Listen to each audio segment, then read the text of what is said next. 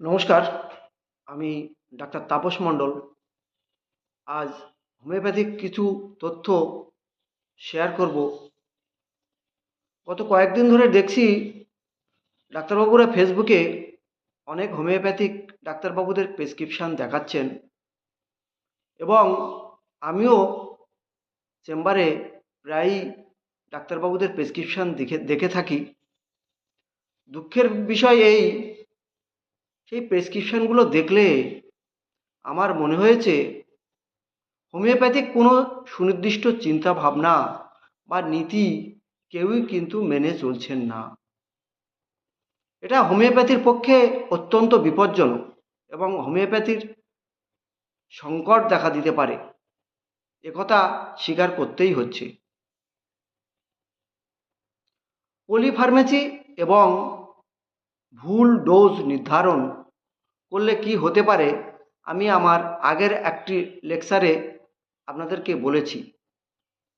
তবুও আরেকবার স্মরণ করিয়ে দিই, যারা পলিফার্মেসি করছেন এবং ডোজ ভুল নির্ধারণ করছেন তারা আলটিমেট রোগীর ক্ষতি করছেন এবং মানুষের ক্ষতি করছেন।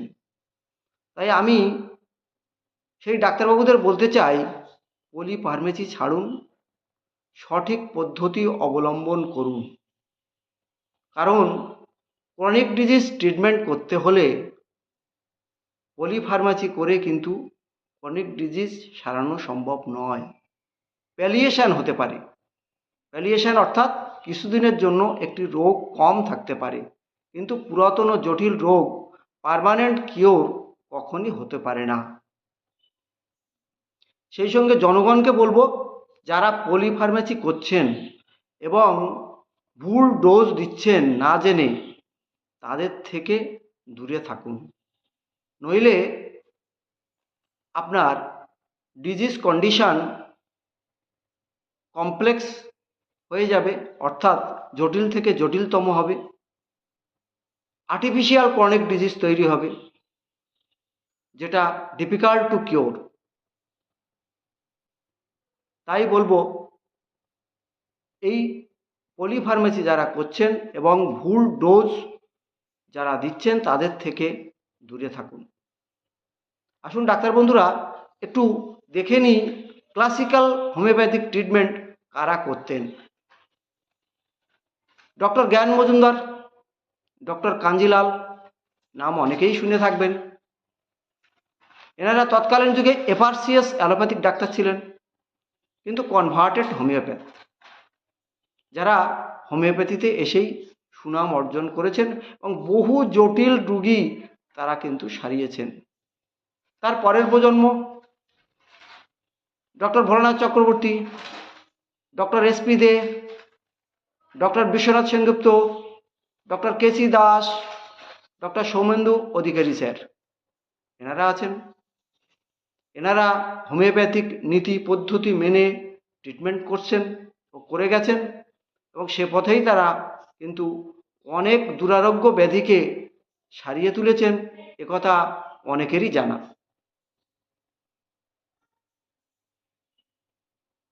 সেজন্য আসুন ডাক্তার বন্ধুরা, একটু দেখে নিই সিঙ্গেল মেডিসিন অর্থাৎ সঠিক হোমিওপ্যাথিক পদ্ধতিতে ক্রনিক ডিজিজ ট্রিটমেন্ট করতে হলে কি কি করতে হবে। আমার ক্ষুদ্র অভিজ্ঞতা দিয়ে আপনাদেরকে একটু বলি। প্রথমে মায়াজম সম্পর্কে একটা ধারণা বা জ্ঞান আমাদের কিন্তু অর্জন করতে হবে। কোন কোন বই পড়লে এই জ্ঞান অর্জন করা সম্ভব? অনেক লেখকের বই রয়েছে, তার মধ্যে কয়েকটি বলি। Phyllis Speight, doctor Harimohan Chowdhury, doctor Subrata Banerjee, doctor SP De sir সংক্ষিপ্তভাবে লিখে গেছেন, ডক্টর সৌমেন্দু অধিকারী স্যার মায়াজমের উপরে কিছুটা লিখে গেছেন। তো একটা বইয়ের নামই করি, ডক্টর হরিমোহন চৌধুরীর বইটাই পড়ুন, তাহলেই একটা মায়াজম সম্পর্কে ধারণা বা জ্ঞান হয়ে যাবে।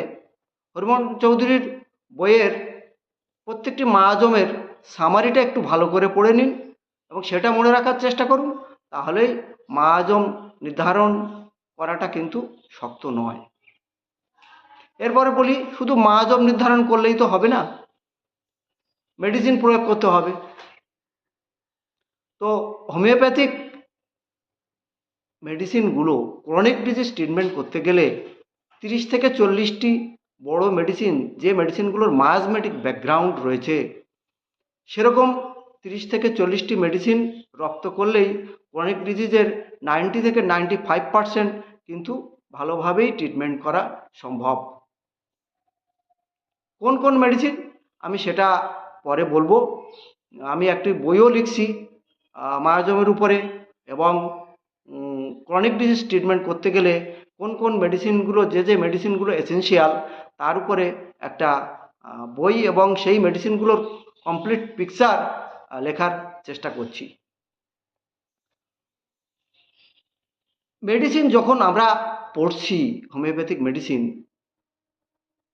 মনে রাখবেন বিভিন্ন রাইটারের ম্যাথমেটিকা রয়েছে, কিন্তু কোনো ম্যাথমেটিকাই কিন্তু সম্পূর্ণ নয়, যে একটি ম্যাথমেটিকায় আপনি সব পেয়ে যাবেন এমনটি কিন্তু নয়। তাহলে কয়েকটি ম্যাথমেটিকা আমরা যদি পড়ি, তাহলে তার থেকে আমরা মোটামুটি একটা ড্রাগ পিকচার তৈরি করতে পারবো। অ্যালেন্স কিনোট পড়লে পরীক্ষায় পাশ করা সম্ভব, কিন্তু ভালো প্র্যাকটিস বা একটা ড্রাগকে কিন্তু চেনা সম্ভব নয়। তাহলে কোন বই পড়তে হবে?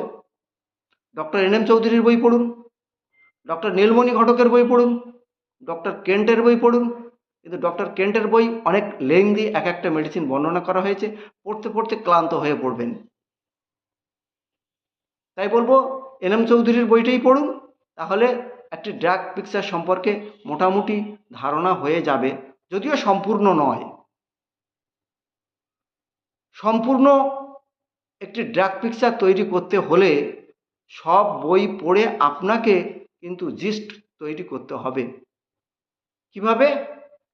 প্রত্যেকটি মেডিসিনের mental and physical general symptoms, সেগুলো আগে বাছাই করুন, এবং আনকমন পিকুলিয়ার সিমটমস, সেটা বাছাই করে প্রত্যেকটা মেডিসিনের দেখবেন 10 থেকে 12টি বা 15টি গাইডিং সিমটমস পেয়ে যাচ্ছেন।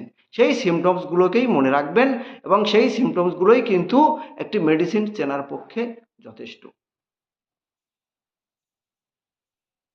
এরপর খুব সংক্ষেপে বলি, হাউ টু ফাইন্ড আউট এ সিমিলিমাম।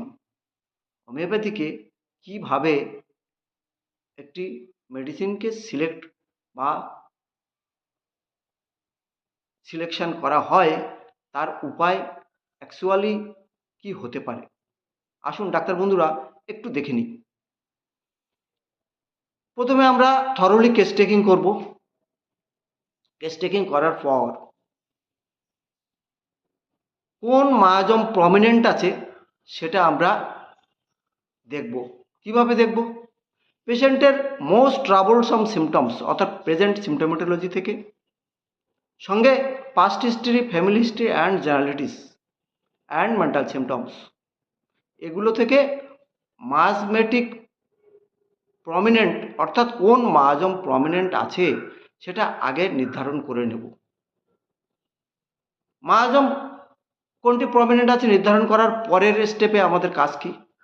যে মায়াজম প্রমিনেন্ট আছে সেই মায়াজমের লেটেন্ট সিমটমস, অর্থাৎ all finer symptoms, that is mental and physical general symptoms, আমরা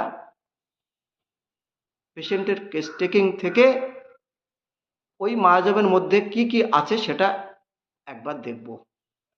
ধরুন সাপোজ সাইকোটিক মায়াজম প্রমিনেন্ট রয়েছে। এখন ওই সাইকোটিক মায়াজমের লেটেন্ট সিমটমস ওই কেস বা ওই পেশেন্টের মধ্যে কি কি আছে সেটা চুজ করব। তারপর প্রেজেন্ট সিমটমেটোলজি এবং latent symptoms of the case is equal to totality of symptoms. একটা উদাহরণ দিই। ধরুন একটি পেশেন্টের অক্সিপিটাল হেডেক দীর্ঘদিন ধরে চলছে। Surely occipital headache is syphilitic miasm. সেই পেশেন্টের লেটেন্ট সিমটমস পাওয়া গেল কেস টেকিং থেকে। পেশেন্টটি খুব ফরগেটফুল, তার মেমোরি ইজ উইক, পেশেন্ট ঠান্ডা খাওয়ার পছন্দ করে, পেশেন্টের কষ্ট রাত্রে বাড়ে। এগুলি থেকে সহজেই আমরা সিমিলিমিয়াম ওষুধ অর্থাৎ সিবিলিনামকে ইন্ডিকেট করছি। সেরকমই আরেকটি উদাহরণ দিই। ধরুন একজন পেশেন্টের টিউমার রয়েছে, that is psychotic miasm, psychotic miasm prominent আছে। পেশেন্টের কেস হিস্ট্রি থেকে দেখা গেল লেটেন্ট সিমটমস, পেশেন্ট খুব তাড়াতাড়ি রেগে যান, পেশেন্ট খুব অধৈর্য, পেশেন্ট কাঁচা পেঁয়াজ একেবারেই খেতে পছন্দ করেন না, তার আপার লিপ অর্থাৎ নাকের নিচে ঘাম হয়, নোকটা দেখলে দেখা যাবে ভার্টিক্যাল রিজ রয়েছে। Surely the medicine is Thuja. তাহলে আমরা যদি সিঙ্গেল মেডিসিন প্রয়োগ করার নীতি বা পদ্ধতি জানি, তাহলে আমাদের পলিফার্মেসি করার কোনো প্রয়োজন নেই এবং এতে পেশেন্টের ক্ষতি হচ্ছে সেটা থেকে আমরা দূরে থাকতে পারব। এই সকল ডাক্তার বন্ধুর কাছে আমার একটাই অনুরোধ, হোমিওপ্যাথিকে বাঁচিয়ে রাখতে হলে আমরা সঠিক পথে চলব।